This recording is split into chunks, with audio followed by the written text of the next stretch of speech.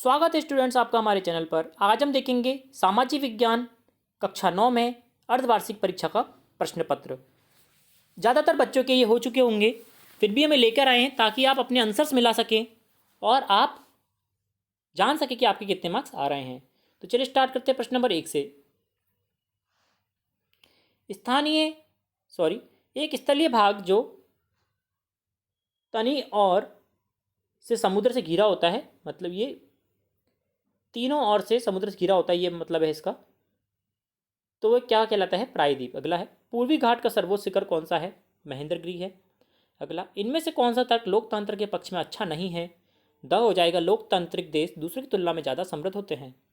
अगला है, लोकतांत्रिक संविधान में इनमें से कौन सा प्रावधान नहीं रखता देश का नाम? अगला है, भारत में चुनाव लोकतांत्रिक है यह बताने के लिए कौन सा वाक्य कारण नहीं देता है भारत दुनिया का सबसे ज़्यादा मतदाता है?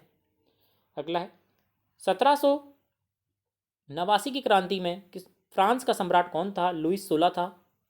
अगला है, 1789 में फ्रांस की जनसंख्या कितनी थी? 2.8 करोड़। अगला है, रूस में प्रथम क्रांति कब हुई? 1917 ईस्वी में। अगला, निम्न में से उत्पादन की दृष्टि से प्रमुख साधन कौन सा है? उपयुक्त सभी हो जाएंगे, भूमि, श्रम और पूंजी। अगला है, भारत में सर्वाधिक साक्षरता किस राज्य में है? केरल हो जाएगा उत्तर। अगला है, भारत में वर्ष 2011 की साक्षरता कितनी थी? 74.4%। अगला है,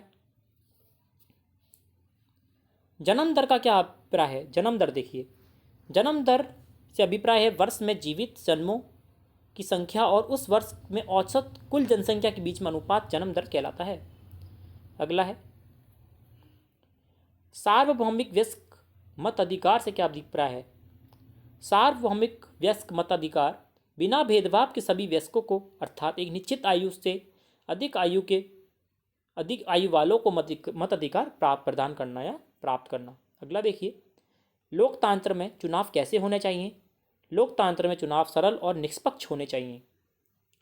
अगला है, भारतीय संविधान सभा की प्रारूप समिति के अध्यक्ष कौन थे? उत्तर हो जाएगा डॉक्टर भीमराव जी अंबेडकर। प्रश्न नंबर 16 है, रंग भेद की नीति क्या थी? देखिए, दक्षिण अफ्रीका में नेशनल पार्टी की सरकार द्वारा सन 1948 में विधान बनाकर काले और गोरे रंगों को अलग निवास करने की प्रणाली लागू की गई थी। इसे रंग भेद नीति कहा गया है।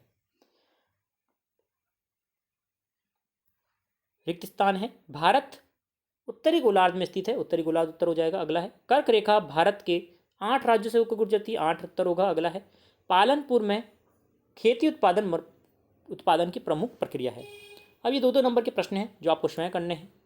पहला देखिए, फ्रांस की क्रांति की शुरुआत किन परिस्थितियों में हुई थी? अगला, 1905 की रूसी क्रांति की क्रांतिकारियों की क्या मांगे थी? अगला है, लोकतंत्र का बृहत्तर अर्थ समझाइए। अगला, भारत एक पंथ निरपेक्ष देश है, स्पष्ट कीजिए। अगला, हमें संविधान की आवश्यकता क्यों है? अगला, हरित क्रांति के अंतर्गत अधिक उपज किस प्रकार संभव हुई? अब खंड 3 में 4-4 नंबर के प्रश्न हैं, 26 से लेकर 28 तक के, जो आप देख सकते हैं। 1789 की क्रांति में पूर्व फ्रांसीसी समाज किस प्रकार की विस्थापित था और तीसरे एस्टेट की भूमिका का उल्लेख करना है। अथवा में दे रखा है, 18वीं शताब्दी में फ्रांस की महिलाओं की दशा का वर्णन करना है। 27वां प्रश्न है, भारत की प्रमुख भौतिक स्वरूप को संक्षिप्त में वर्णन। अथवा हिमालय पर्वत श्रृंखला का वर्णन करना है। 28वां प्रश्न है, लोकतंत्र क्या है, इसकी विशेषताओं का वर्णन करना है। अथवा लोकतंत्र के प्रमुख गुण दोषों को बताना है। अगला है, आपको मानचित्र में कोई 5 बताने हैं। विश्व का मानचित्र लेना है हमें, संसार का। Bharat, Asia, Europe, Africa, Australia, उत्तरी अमेरिका, दक्षिणी अमेरिका, इनमें से 5 आपको बताने हैं। तो बच्चों, ये था हमारा सामाजिक विज्ञान का पूरा प्रश्न पत्र, जो कि कई सारे जिलों में आया है। अगर आपके भी जिलों में आया है तो आप इससे मिला के आप संतुष्ट हो सकते हैं। आपके कितने मार्क्स आए हैं? तो जुड़ रही चैनल से लाइक करें, शेयर करें, सब्सक्राइब करें। धन्यवाद।